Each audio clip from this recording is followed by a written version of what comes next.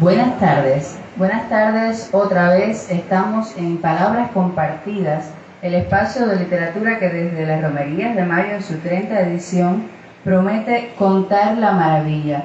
Estamos hoy en el momento que dedicamos a compartir el catálogo de editoriales invitadas, pero este es un momento singular dentro de esas presentaciones porque traemos hasta la sede de Ediciones La Luz y el Salón Abrirse las Constelaciones, que está repleto ahora mismo, y para los amigos que nos siguen desde redes sociales, 6 títulos de la casa editora Abril. Se trata nada más y nada menos que los textos que fueron premiados en el Premio Calendario del año 2022. Este es un concurso literario que convoca a jóvenes autores del país y que tiene como premio la publicación de los textos ganadores, algo que es muy anhelado por los jóvenes que comienzan su andar en el camino de la literatura, con una pluralidad de géneros vasta como para que haya representatividad de lo que se está haciendo entre los más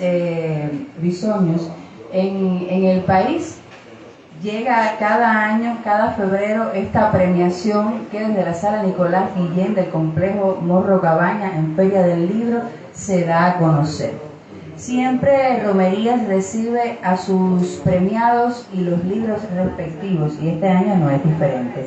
Pero para ir contándoles desde la singularidad de cada uno de los títulos, me he hecho acompañar por varios presentadores que vamos a tener en la tarde de hoy. En el caso concreto de los 2 primeros títulos que vamos a estar presentando, Triple C y Duende del Agua, tengo el gusto de que me acompañen Robert Raes, narrador, periodista, diseñador, profesor universitario, y Licio Martínez, quien es escritora también, es especialista en ciencia de la información, quien durante muchos años tuvo a su cargo los más antiguos, raros y valiosos libros, esos fondos extraordinarios de la Biblioteca Provincial, y que es además una excelente promotora del libro y la lectura, y que es mi compañera. O sea, tengo el privilegio de que haya aceptado que la acompañe en el proyecto Lumbrera y en la peña Piñata de Letras. Piñata de Letras es una peña que se dedica a los niños invidentes y débiles visuales. Entonces, con Licio y Robert vamos a estar presentando Duende del Agua en su caso y Triple C en el caso de Robert. Pero bueno, ya yo les voy a ceder la palabra. Primero a Licio para que nos cuente sobre este libro de Armando López, el tunero Armando López, que fue merecedor en 2022 de este premio.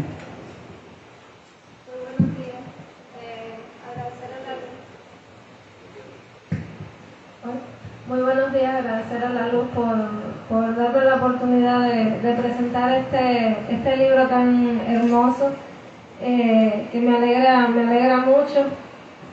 Cuando yo lo leí, simplemente fue como un pasaje a mi infancia en Cabaiguán, en esos tiempos que como hoy, menos mal, gracias a Dios, llovía mucho, y los manantiales salían de la tierra, inundaban el patio y toda el agua era llena de animalitos y todo se ponía verde, lleno de bejucos, y realmente fue algo especial que reviví con este libro, y me alegra mucho de que los niños van a tener la oportunidad de leerlo, y que espero que entonces tengan ese ojo avisor para que puedan ver en sus casas, en sus patios, en sus calles, estos signos de magia tan maravillosos y estas imágenes.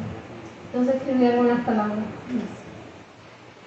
Silenciosos, burbujeantes, los recuerdos trazan cauces en la memoria, caminos del agua que regresa con olor a musgo, verano y asombro. Sus pintores son los niños, que encuentran la magia de lo cotidiano en cada objeto, aroma o ser viviente, latente, soñante. Y Armando López Carradero lo sabe.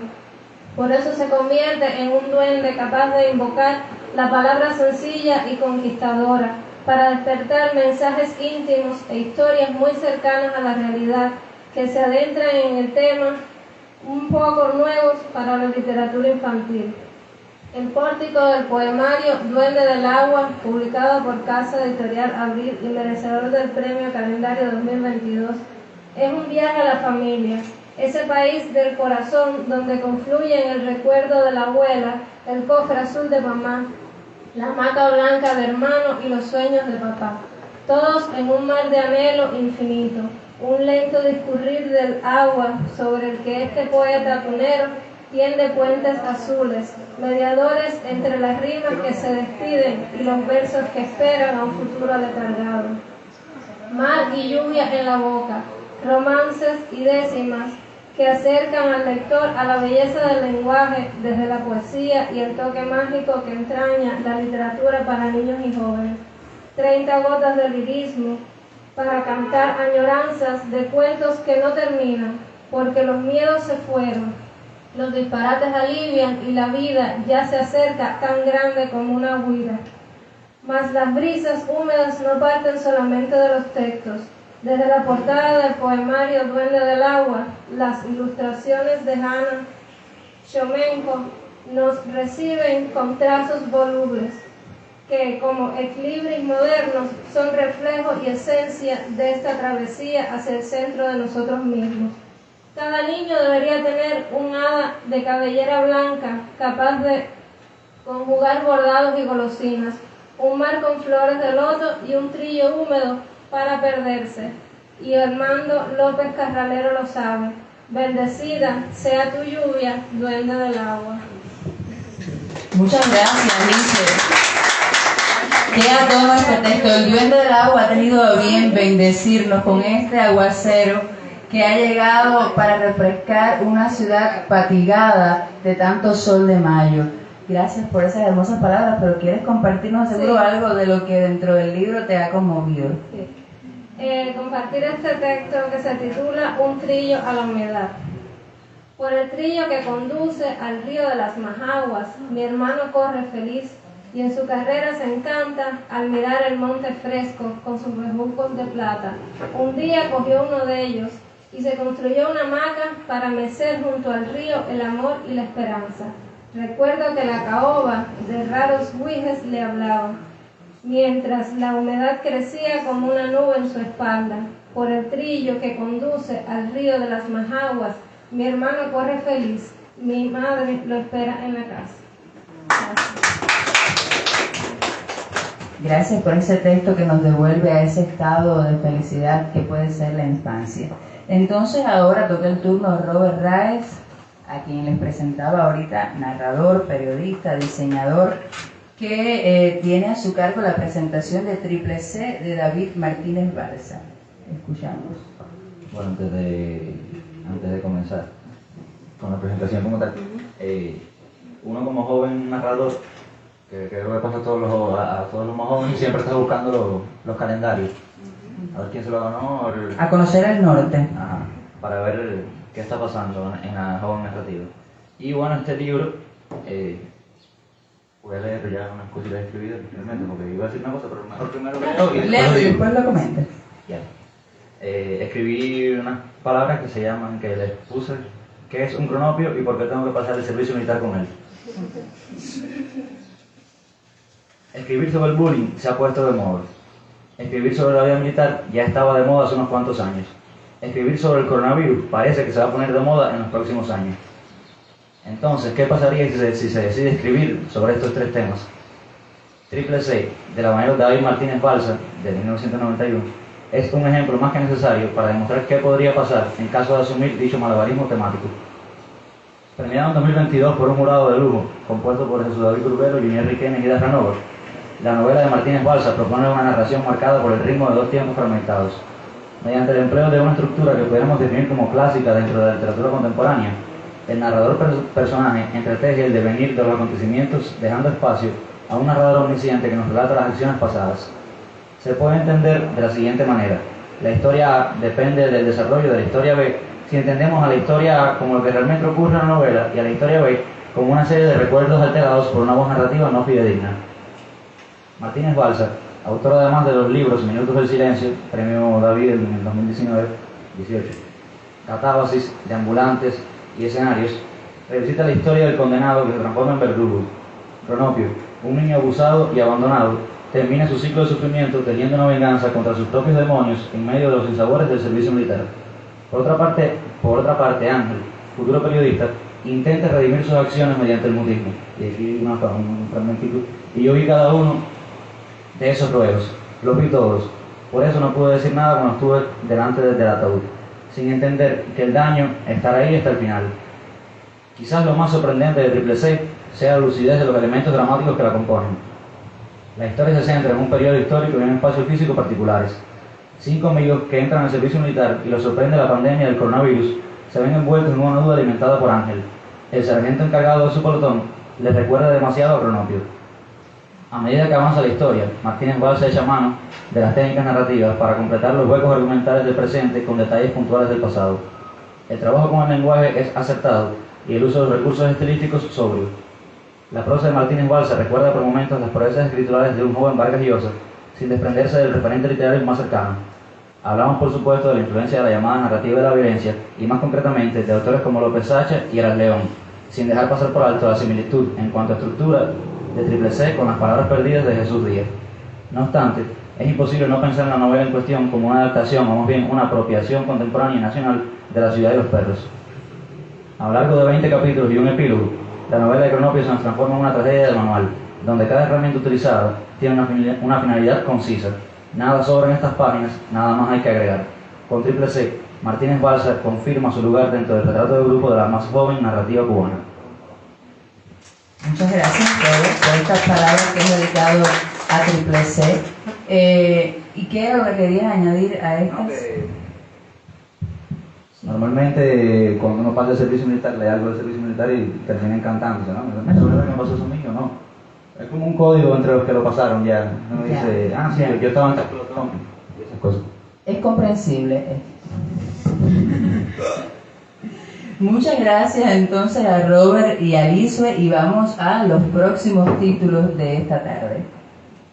Por favor, Alberto Santos y Luis Alfonso Loforte, acompáñenme acá adelante.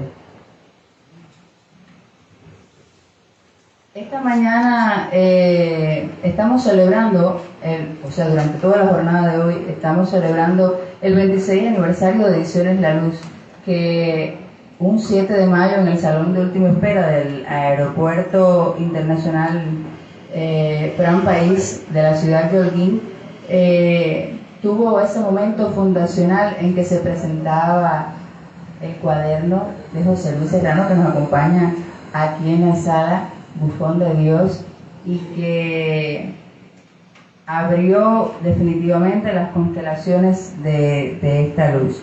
Y han estado pasando y continuarán por acá miembros del equipo creativo de la editorial para estas presentaciones. Realmente no lo teníamos previsto así, pero ahora me percato de que está ocurriendo de esa manera, porque Robert es el diseñador de la editorial, Lisue es una constante colaboradora de este equipo, y Adalberto Santos, quien es poeta, editor y fundador de la editorial, o sea, de los miembros del equipo es el que más tiempo lleva en la luz, y eso ya es un mérito, me parece a mí, excepcional.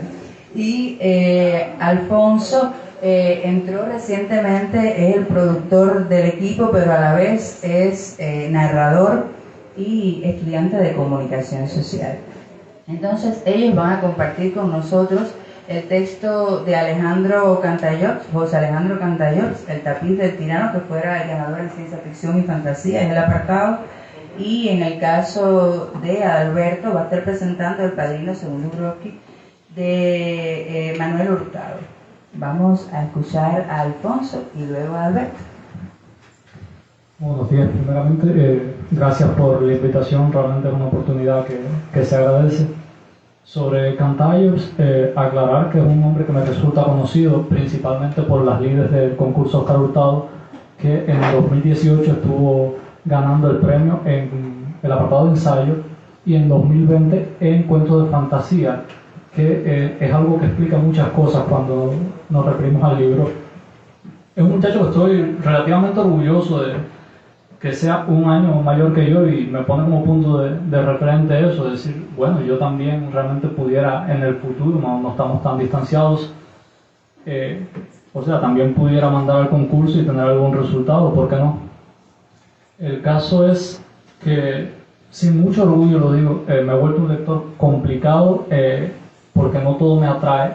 Y este libro, lo confieso, me atrapó por completo, lo leí en un momento, pero bueno, es el género que me gusta leer.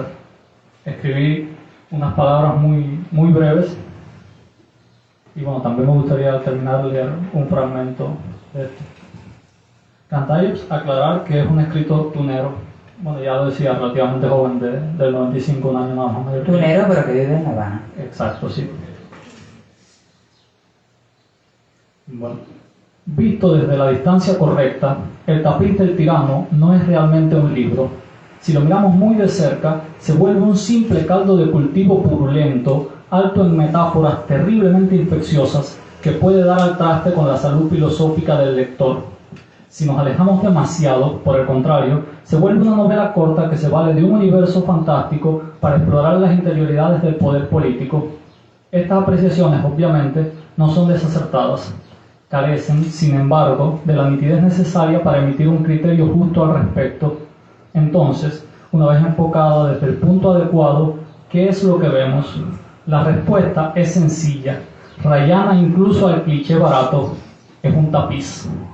Si José Alejandro Cantallops puede contar tan cómodamente esta historia, es porque se mueve en su zona de confort. Resulta siendo él, al fin y al cabo, un hábil maestro tejedor. Ahora, en teoría, debe venir un argumento válido que respalde esta tesis, o, de lo contrario, esto se volvería una cursilada facilista de un presentador que olvidó hacer su tarea en tiempo. Créanme que no puedo permitirme que esto se vuelva algo tan obvio. ¿Por dónde empezar entonces? Definitivamente hay algo místico alrededor del hilo y el arte de tejer. El hilo rojo de la cultura oriental que une los destinos de las personas, el sudario asintótico que materializa la fidelidad de Penélope, y bueno, por supuesto, la perturbadora figura de las moiras controlando el destino de los hombres por medio de la hebra de la vida. Claro que pudiera extenderme en ejemplos, pero estos ilustran en buena medida de qué va la historia, o al menos de qué pensé yo que iba la historia mientras iba leyendo. Será precisamente el destino quien junte a nuestra protagonista, la maestra tejedora Elina, con el tirano Kerion. La tarea es muy simple y se anuncia desde bien temprano. Elina debe tejer el alma de Kerion en un tapiz. Entiéndase por tejer el alma al hecho de ofrecérsela como sacrificio a una diosa ancestral prácticamente olvidada. Sus motivos van desde la repulsión por el gobernante hasta el pago de una deuda de su pasado. Lo que sucede a continuación, debo admitir, no es algo ni remotamente inesperado. El tal Kerion es el puñetero molde del carisma. La verdad es que cae bien, no hay mucho que agregar. Y ahí surge el dilema de la obra.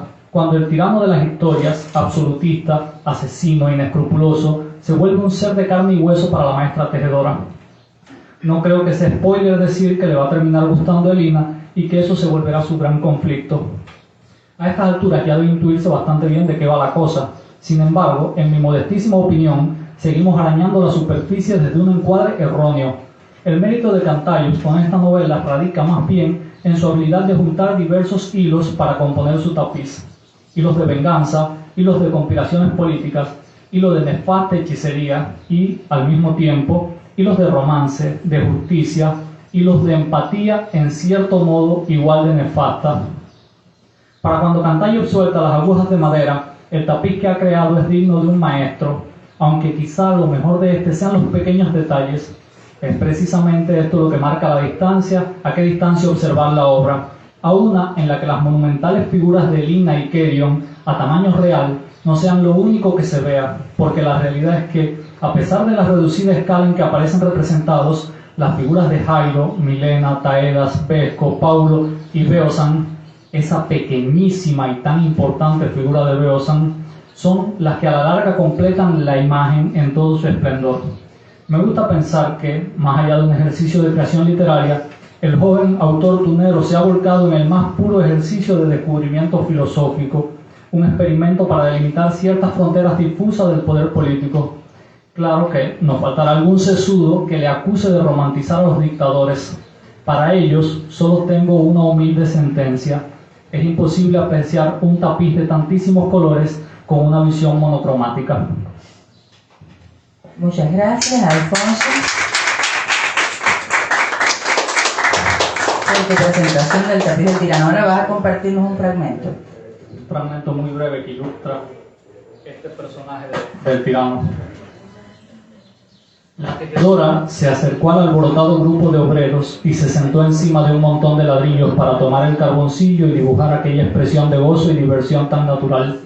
Con trazos rápidos bosquejó las líneas de la mandíbula de Kerion, la expresión del rostro, los ojos entrecerrados y las pequeñas arrugas. Luego se centró en el cuerpo, trazando las líneas básicas, fijándose cada pocos instantes en su modelo. El último trozo de pared cayó y los obreros estallaron en gritos de celebración. Algunos, inclusive, se acercaron a palmear los hombros del tirano, que les devolvió el mazo e intercambió palabras con ellos, diciendo que la pared lo había agotado y que confiaba en que hombres más fuertes terminaran el trabajo. La respuesta fue recibida con risas, silbidos y gritos de camaradería. Elina aprovechó el momento para completar su bosquejo y sombreó partes del dibujo para darle mayor profundidad. No sabía que las responsabilidades del cargo de tirano también incluyeran derribar paredes, le dijo, irónica, cuando éste se acercó. En rigor no está incluido, maestra tejedora, pero siempre anima a los muchachos el que uno ayude un poco y sude como ellos. Les regaló aquella sonrisa sincera y deslumbrante que casi le hacía olvidar que era un enemigo de la democracia, pero solo casi no la convenció, aunque tampoco impidió que se sorprendiera a sí misma devolviéndole una sonrisa igual.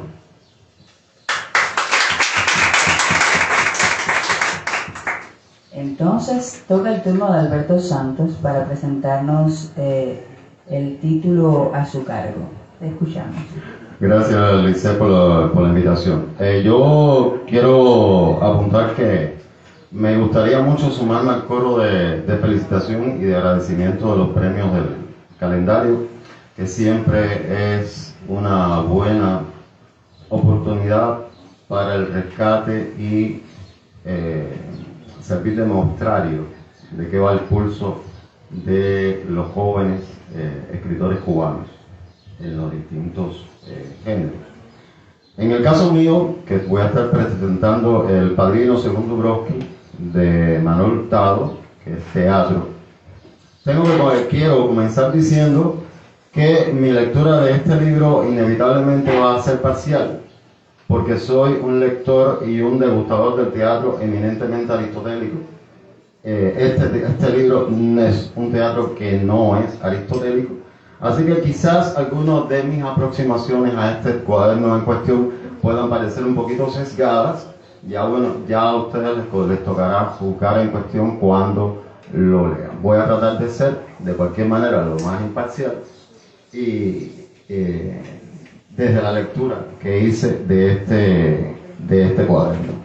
El Padrino según Dubrovsky es parte de una tesis de grado del autor de Manuel Hurtado, el habanero joven. Tiene como punto de partida el llamado teatro de la autoficción, que es un teatro que está bastante en boga actualmente, que parte también de la narrativa tiene como fuente inspiradora la narrativa de Serge Dubrovsky, un autor francés, que se le adjudica el hecho de haber sido el padre, de alguna forma, o el creador de la narrativa de autoficción, en el cual presuntamente el autor está tratando de explorar algunas relaciones entre padre e hijo a partir de una anécdota común y las distintas ópticas que sobre esa anécdota los une o los desune. Los personajes, que no son tales, son más bien avatares del autor, una especie de hablantes, que es más al uso del teatro contemporáneo, mantienen un tono que es difícil de discriminar dónde termina uno y dónde comienza el otro. Es una especie más que nada de monólogos, son solo dos personajes que se transmutan en otros personajes que van armando de alguna forma la historia. Un teatro que es eminentemente anticatártico, como decía hace un momento, del cual nosotros hemos tenido varias muestras dentro del catálogo. Tenemos varias muestras dentro del catálogo editorial, como es el caso de Marien con Penélope Serrano Televiché, o Horizondo, también, que forma parte de nuestro catálogo, y pertenece a esta jornada de jóvenes autores que apuestan por esta forma de acercarse al teatro. Yo estuve apreciando, el autor está tratando también a ver a otras estructuras, como es el caso de la narrativa, que incluye textos narrativos dentro de la obra, intercalados dentro de la obra o dentro de la sucesión dramática de la historia, como especie de acotaciones, sin serlo tal realmente, sino como una especie de leitmotiv en el cual el autor establece como un mea culpa a propósito de la escritura del propio texto.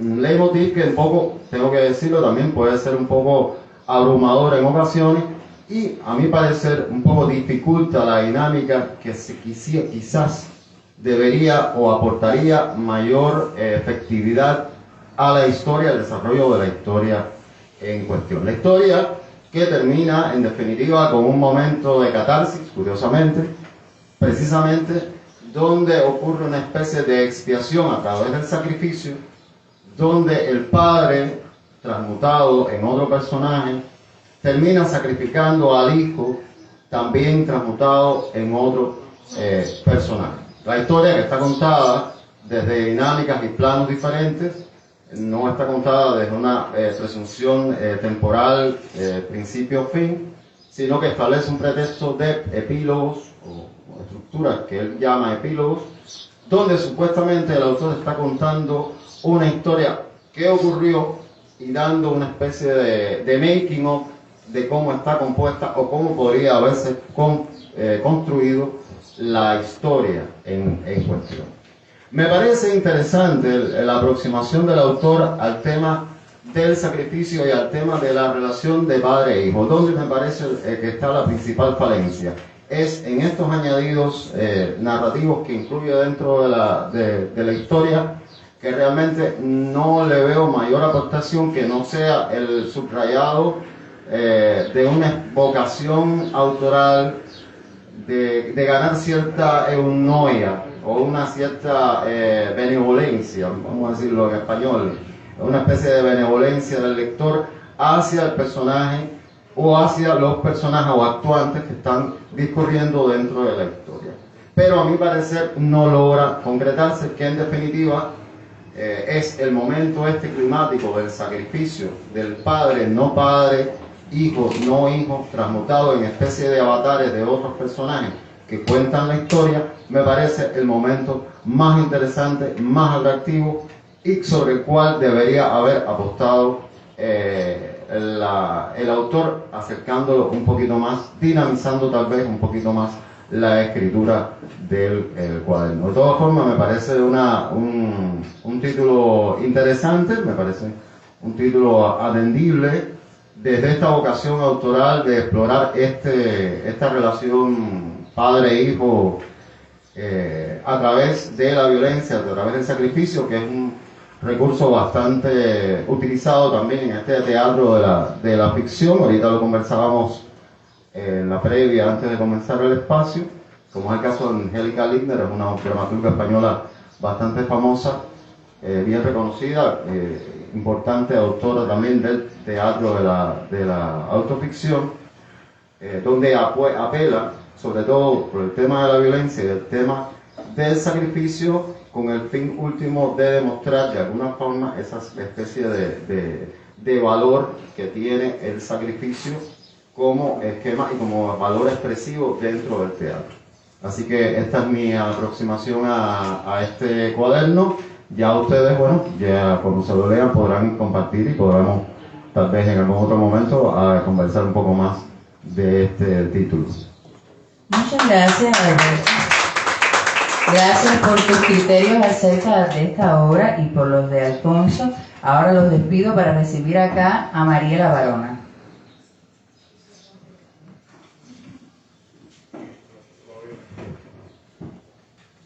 Mariela, ahora vamos a estar tú y yo solitas acá, porque aguardo una sorpresa para el final y entonces quise reservarla para compartirla con todos, que es una especie de regalo de cumpleaños. Eso debe ser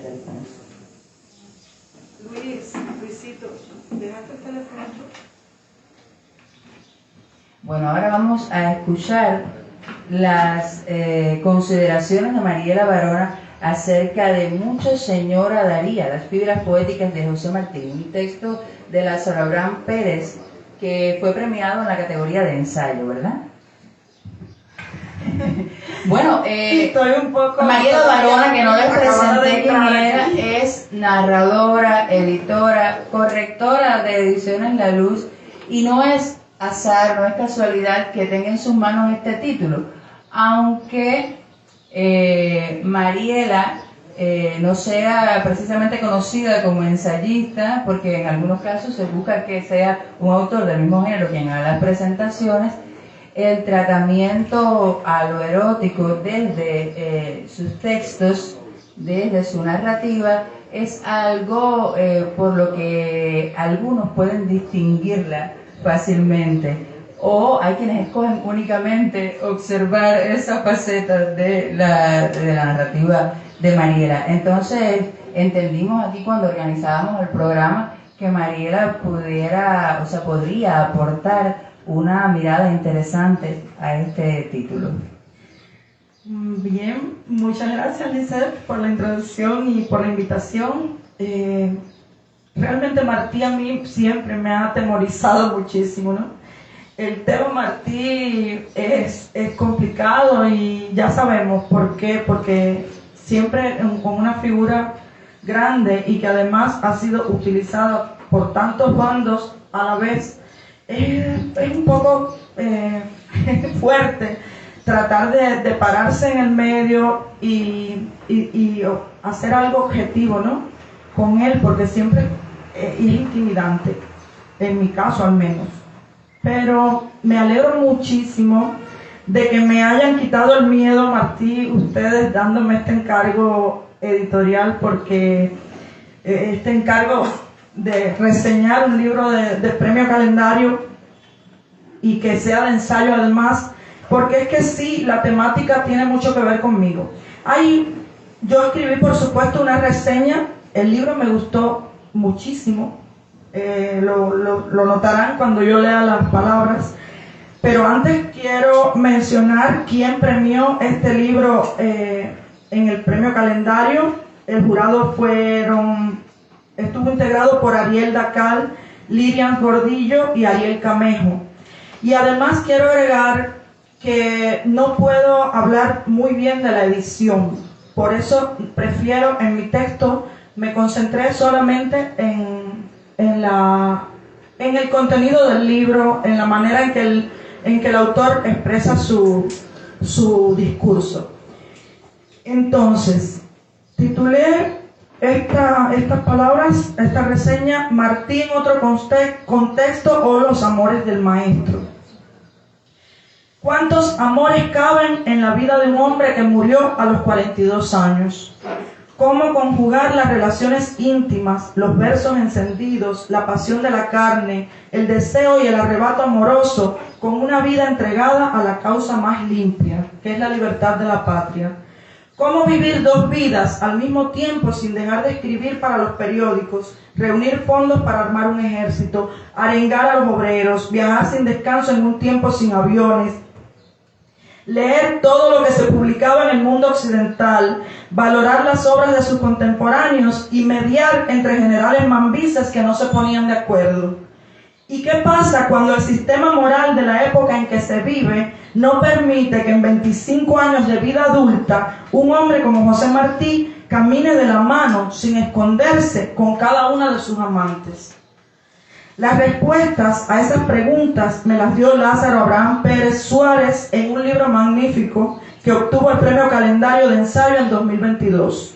Su título, Mucho Señora Daría, las fibras eróticas de José Martí, puesto ahora en manos de los lectores por la Casa Editora Abril. Lázaro Abraham nació en Placetas, Villa Clara, en 1996. Por la nota biográfica en la contracubierta de su libro, sabemos que es licenciado en Letras por la Universidad Central Marta Abreu de Las Villas, ha ejercido como profesor de Letras Clásicas y Literatura y ha escrito otros ensayos para revistas cubanas y extranjeras. Su primer libro, entonces, es este, y creo que la madurez y profundidad con que aborda el tema demuestran que tenemos aquí un ensayista lúcido, inteligente y con una calidad de estilo que augura otros buenos libros por venir. El libro está estructurado en 15 capítulos, de los cuales solo el primero, el introductorio, tiene título especial: Si Martí tuviera Twitter, una introducción cibermoderna. Esa introducción es necesaria y pertinente cuando se recuerda que hasta ayer, como quien dice, la vida de José Martí se ha escrito con pinzas por biógrafos e historiadores, pues la gigantesca estatura moral del apóstol paraliza cualquier intento de desmitificación y las aproximaciones a su vida íntima se han censurado sin piedad. Luego de esa introducción, Lázaro Abraham comienza a dar título a los 14 capítulos que forman el cuerpo de su ensayo con versos eróticos de Martí, pero ya en el cuarto también comienza a agregar los nombres de las mujeres que posiblemente amó. Digo posiblemente, pues, como el autor del libro indica, la mayoría de estos amores quedaron ocultos, no declarados por los prejuicios y convenciones sociales de la época. De muchas de estas relaciones solo quedaron indicios en el epistolario martiano, en una obra teatral escrita en su juventud, en algunos versos muy puntuales de marcada sensualidad y en anotaciones crípticas de sus cuadernos. Pero también, cómo no, en los rumores de los contemporáneos del poeta, que ejercieron el chismorreo en cartas, diarios y tertulias, de la misma forma en que hoy lo ejercemos con nuestras cuentas en las redes sociales de internet. Emma, Barbarita, Blanca, Carolina, Rosario, Conchita, Eloísa, Edelmira, Josefina, María, Lucía, Carmen, Sara, Helen, Clemencia, Eva, rubias, castañas, morenas, mujeres de México, Guatemala, España, Cuba o los Estados Unidos, vírgenes, casadas, viudas y amancebadas, mujeres públicas, bailarinas, actrices, honradas y púdicas mujeres de su casa, patriotas e indiferentes a la política. De algunas se sabe que solo inspiraron amor platónico. Otras se mencionan como enamoradas, pero no correspondidas por Martí. De otras más, se sospecha que llegaron al adulterio, seducidas por la irresistible aura del maestro. Es un relato tan fluido y brillante del devenir amoroso del patriota que a veces el lector olvida que lee un ensayo y no una novela. Cuando la lectura es amena, se vuelve irrelevante recordar todo el tiempo que lo leído exigió una ingente y acuciosa investigación, que los datos que se manejan en el libro tuvieron que ser cazados, contrastados o cotejados en 10 o 15 autores distintos, y encima el autor debió mantener la cabeza fría para dilucidar cuánta veracidad podía reclamar de cada fuente o testimonio. El libro es ameno porque la prosa de este ensayista es sencilla, amable y coherente.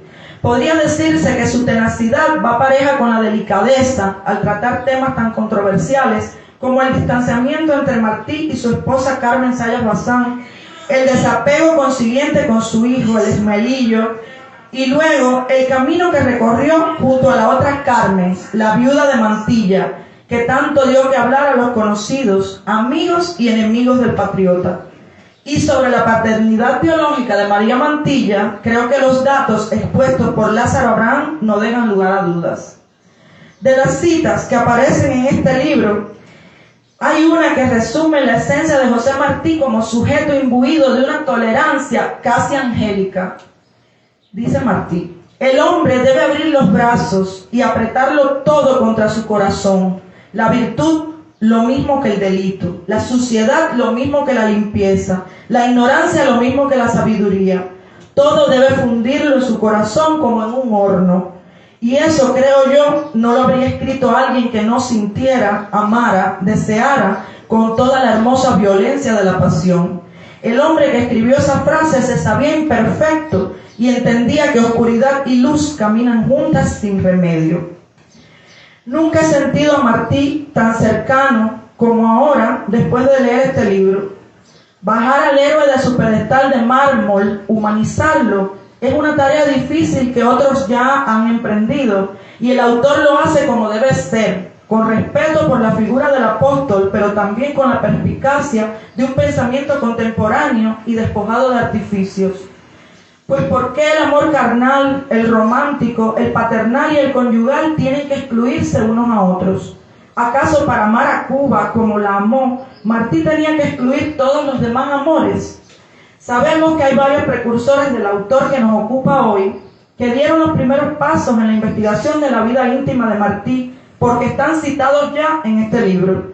Pero nuestra época le debe aún muchos desagravios a la figura del maestro, y me es grato pensar que Lázaro Abraham Pérez Suárez, con su ensayo, también está desbrozando parte del camino para devolvernos a nuestro Martí total, el de carne y hueso, el que supo de las hambres terribles del amor.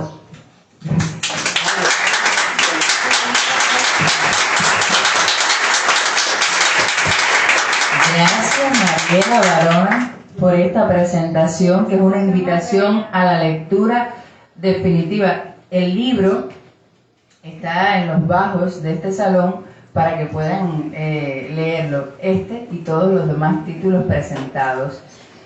Ahora, para presentar al último de los títulos de esta mesa, voy a pedirle que me acompañen aquí a José Luis Serrano, este escritor holguinero que vio nacer la luz y que signa la obra de muchos jóvenes que lo toman como referente. Siéntate aquí al ladito mío, Serrano, para entonces darle un espacio al autor de Bestia Contextual, a Darien Peña, quien no vino solo a estas romerías porque, bueno, ya lo verán más adelante. Darien fue el ganador en el género de poesía y desde que contactamos para esta presentación me pidió que fuese Serrano quien la hiciera. Asumo que por esto que comentaba al principio de cuántos nexos se tejen entre jóvenes autores y la obra de Serrano, que ha constituido referente y constituye para muchos. Entonces vamos a escuchar primero tus consideraciones, Serrano, sobre este libro. Gracias por acompañarnos. Gracias a ti. Es un placer enorme, un placer muy grande estar aquí presentando este libro, justamente hoy que es el aniversario de la editorial. Es un libro que siento muy cercano por múltiples razones. Cuando participé como jurado junto a Nancy Morejón y a Aristides Vega en el jurado de poesía de los premios Calendario, nos encontramos de pronto que entre alrededor de 30 libros había por lo menos 5 finalistas de indudable valor. 5 libros que podían ser el premio, sin discusión. A veces uno pasa trabajo en los jurados para encontrar un libro o no queda satisfecho con lo que se premió, en fin. En este caso estaban esos libros y realmente fue un proceso arduo las deliberaciones. Yo desde el primer minuto aposté por este texto, pero discernir y llegar a la conclusión de que este era el libro que debía premiarse nos llevó a muchas conversaciones entre los miembros del jurado, mucho diálogo, una cosa que se prolongó por lo menos 4 o 5 días. ¿Por qué este libro resulta finalmente premiado? Porque aunque el resto de los libros tenían un indudable valor, había textos escritos dentro de una prosa poética, por ejemplo, o textos de un lirismo tremendo, en este libro había un aspecto formal, y es que es un libro escrito dentro de algo que yo le llamo escritura represiva. Las escrituras represivas para mí son las escrituras pautadas, específicamente el soneto. Estas escrituras represivas tienen la peculiaridad de que, lejos de coartar el acto creativo, lo potencian, porque una vez que se domina una estrofa, esa estrofa te va a propiciar determinadas rupturas. El hecho de hacer transgresiones, no se puede transgredir si no existen límites muy precisos. Este es un fenómeno que hay que tener en cuenta. Muchas veces se busca la originalidad, o se quiere ser original, o auténtico, o transgresor, pero no se tiene claro cuáles son los límites dentro de los cuales te vas a mover para tu acto de transgresión. Entonces, un escritor, y en este caso un poeta, debe tener muy claro esto. Bestia contextual rápidamente me remite a esa frase de Aristóteles, que está en su libro Política, que dice que el hombre solitario es una bestia o un dios. Creo que lo dice de otra manera: el hombre que puede estar de espaldas a la sociedad o algo así, o es una bestia o es un dios. Darien Peña se inclina por no ser ni una bestia ni un dios, sino una bestia contextual, es decir, un animal afectado por sus contextos, un animal determinado absolutamente por un exterior. Ese exterior va a incidir en la perspectiva y en los ángulos y en las direcciones en que se va a encaminar su poética. Una poética de índole bien política, y no le vamos a temer a la palabra, porque es una escritura indudablemente política, afincada en presupuestos de un compromiso, pero un compromiso con valores personales muy bien determinados. En este sentido, Darien revisita la historia y examina la sociedad cubana, pero también universal de estos tiempos. Ahí encuentra fantasmas, ahí encuentra cráteres y los muestra, los va mostrando con una escritura muy precisa, llena de sorpresas, porque el soneto bien asimilado, su manera muy peculiar de escribir el endecasílabo y de ir conformando estos poemas que se escriben en sonetos, le va permitiendo elaborar como un universo de múltiples resonancias. Es decir, un poema va afectando al siguiente. Hacia el final del libro uno puede encontrar como que se va cerrando un bucle donde hay aspectos que venían en los primeros poemas que se amplifican de alguna manera. Entonces, a mí me hubiera sido mucho más cómodo presentar el libro sin Darien. ¿En qué sentido?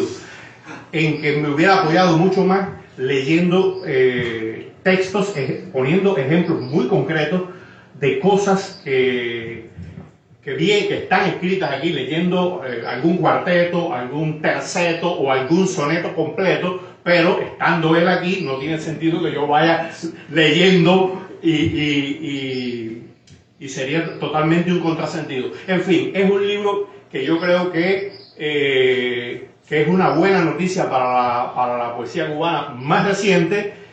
Es un libro hermoso, es un libro bien editado. Ahí por lo menos los calendarios se van a...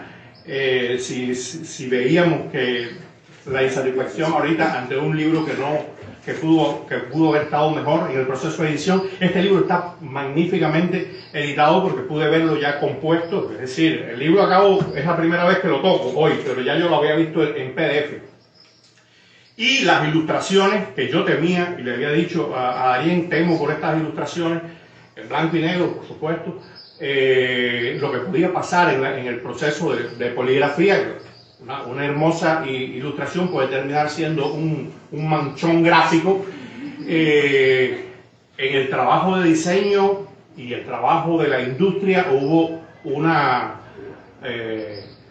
correspondencia donde sí me di cuenta de que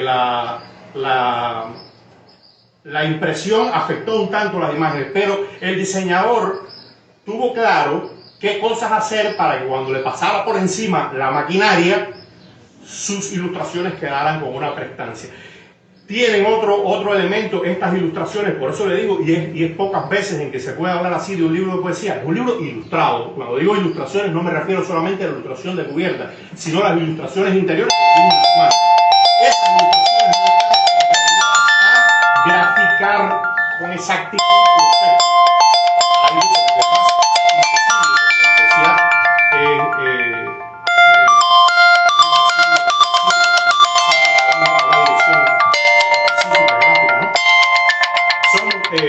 daguerrotipos del siglo XIX intervenidos que hacen que el libro, además de contener una excelente poesía, sea un libro de hermosura total, sin nada más que decir, o bueno, se puede decir mucho más, pero a esta hora no tiene sentido y sé que hay una sorpresa, hay otra sorpresa y quiero dejar que Darien nos lea algunos textos. Cierro diciendo que vale la pena comprar este libro.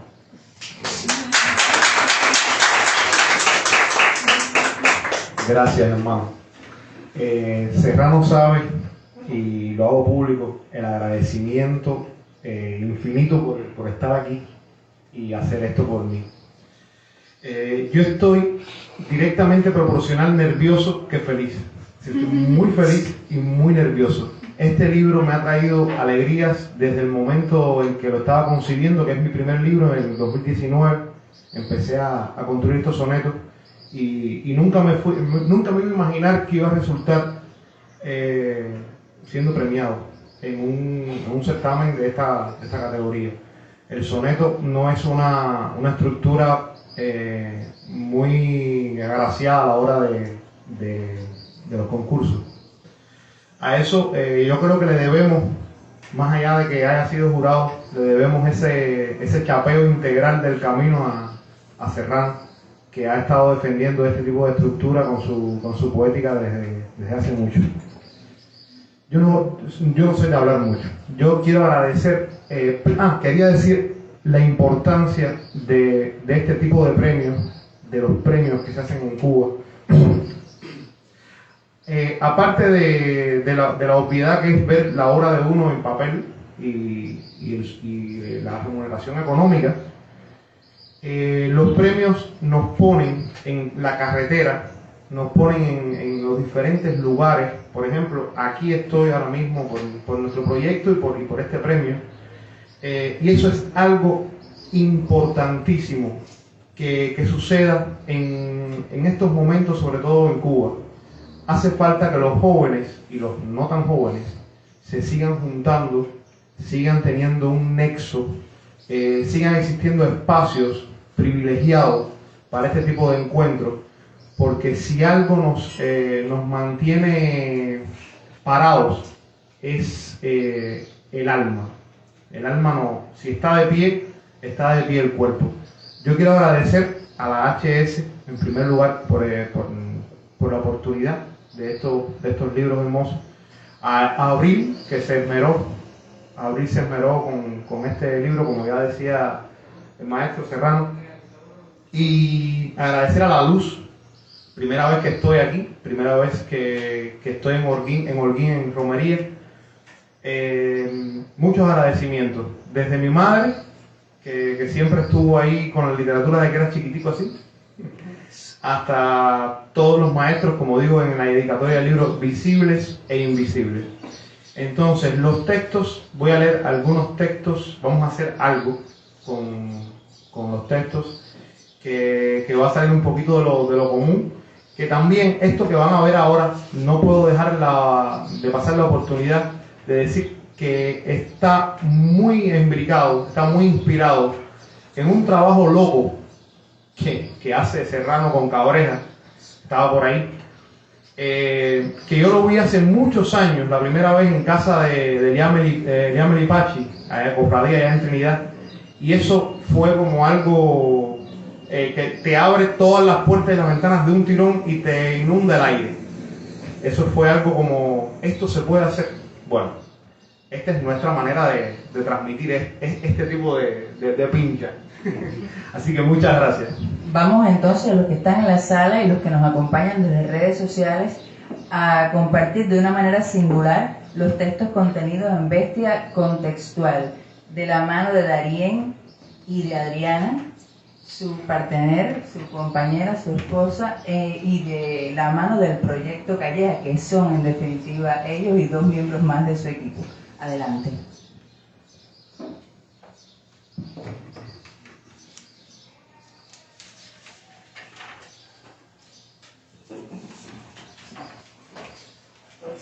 Habrá que ser feliz contra pronósticos, conectar una línea de endorfina a la base del cráneo. Los diagnósticos advierten inflación de la morfina.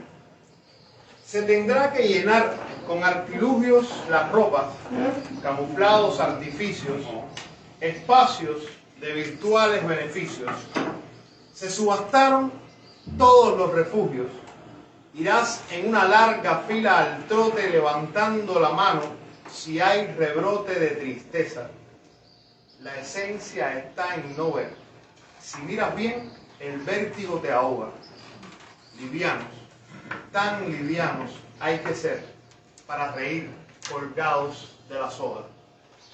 Yo no he nacido en el monte, pero vida les doy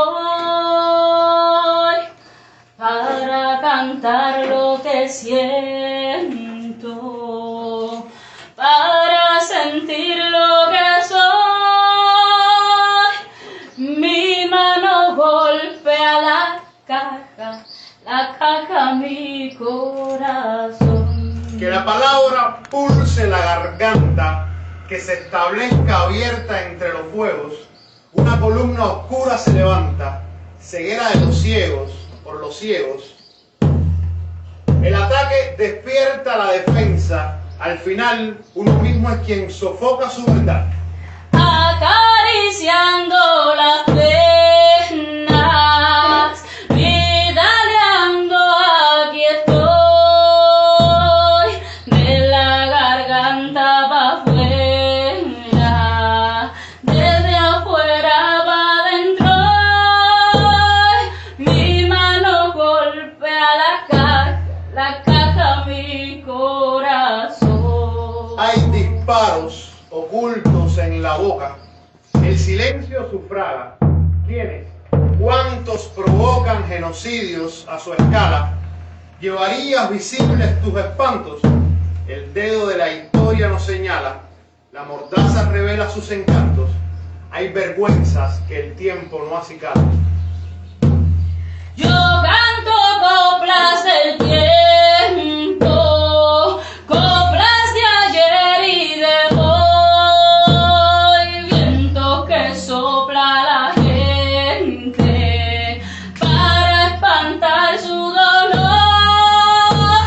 Mi mano golpea la caja mi corazón, la caja mi corazón.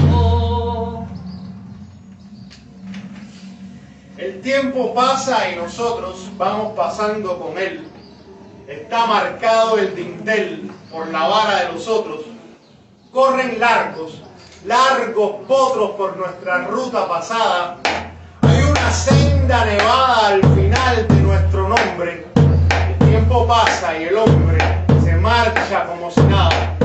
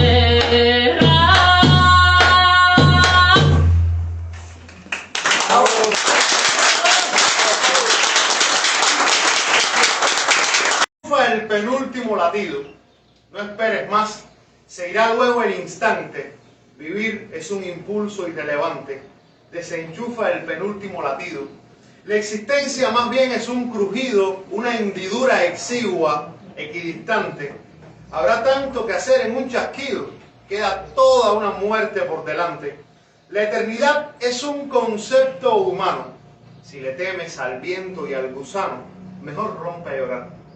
Por fin estás donde tienes que estar. Te han convencido de vivir por vivir. No esperes más. Desenchufa el penúltimo latido. A veces sigo en mi sombra, a veces viene detrás.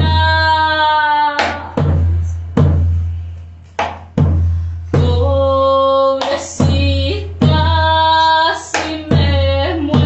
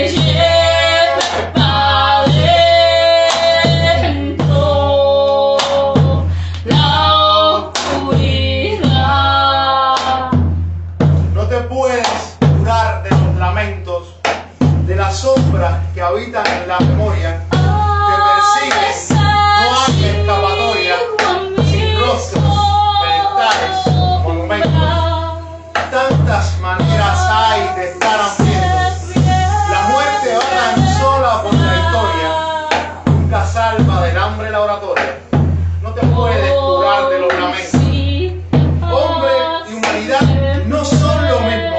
¿Quién te ampara y se calla la sentencia que derrumba un absurdo mecanismo? Como estandarte se alza la inocencia. El paraíso es solo un tecnicismo para quien lleva el mundo en la conciencia. ¿Con quién va a andar?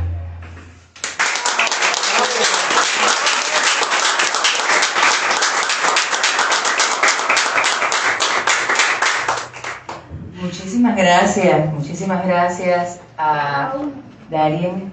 ¿Hacen una más? Bueno, sí, vamos a escucharlo porque lo estuvimos guardando para eso. Sí, vamos a escuchar. Esta es la memoria.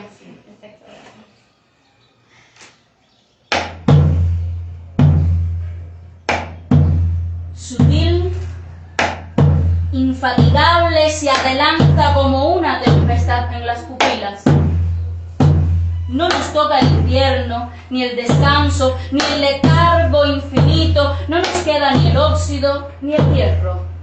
Vamos abajo, por la cuesta, así, en el derrumbe somos tan difusos, una partícula de polvo más. Podemos escapar, como el testigo de algún crimen, huir, callar la parte sensible del encierro, boicotear la sombra de amigos y nos cubre, todo eso haremos. Los sims nuestros erigirán pináculos muy blancos.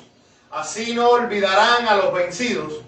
Así la sangre, menos sangre, piedra es, memoria fraguada en la colina. Y desde las ventanas mirarán la sangre en la colina vuelta a piedra, siendo una aguja que señala al cielo. El cielo se derrumba por su filo, como el aguacero de algún dios. Estos y otros asuntos pasarán. Meditaremos nuestras cargas, ellas del Calvario dan pautas pequeñísimas.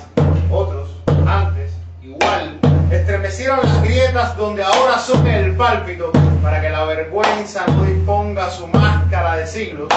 Nosotros, extenuados, la osamenta nos probaremos, y si quedarán degradaremos sus huesos. La ceniza será nuestra pintura para ritos de guerra, los ocultos en el rostro. Se cargan las angustias, en el rostro se lleva la silueta, duerme en el rostro el pozo de los días y allí nacen industrias. La oración termina en súplica y la súplica es una muerte muy lenta. Estos y otros asuntos pasarán. Tendremos que tallar todas las cosas, grabar en piedra allí su nombre, allá en la madera chamuscada el nombre como centro de la espina. Más tarde, despejados los sepulcros, aturdirán los muertos a la historia. Entonces pasearemos por los ríos con la piel rota, susurrando un cántico y nuestra libertad en bandolera. Estos y otros asuntos pasarán. La memoria es un vicio peligroso, una bestia que bufa y amenaza con poner la verdad patas arriba. Que arriba y abajo nunca hay paz, solo un dedo que apunta hacia la ruta. La ruta no está donde el camino, está donde la tarde, donde el polvo. La memoria es un vicio peligroso, una bestia que bufa y amenaza con poner la verdad patas arriba. La memoria es un vicio peligroso. Estos y otros asuntos pasarán. Bravo.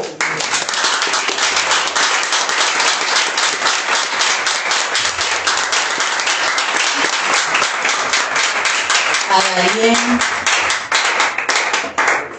a Adriana, miembros del proyecto Galleras, a Serrano, a los amigos que nos han acompañado esta tarde, a los que están desde redes sociales, a los que han seguido a pesar de que se detuvo la lluvia, a pesar de que volvió el calor, aquí compartiendo estas palabras con que queremos contar la maravilla. Muchas gracias por su compañía. Sigue siendo esta una suma de horas intensas donde hemos podido confluir. No ha habido un minuto que escape al estremecimiento. Pero bueno, todavía falta. Queda contar la maravilla a las 3 de la tarde, cuando vamos a estar presentando El Árbol del Mundo, una antología de poetas holguineros que está recién llegada de la imprenta. A las 3 nos estaremos viendo también aquí, en este salón Abrirse las Constelaciones y por las mismas redes, por estos perfiles institucionales de Ediciones La Luz. Mientras tanto, y hasta que regresemos, hagan lo que siempre les recomiendo, manténganse al amparo de la luz. Buenas tardes.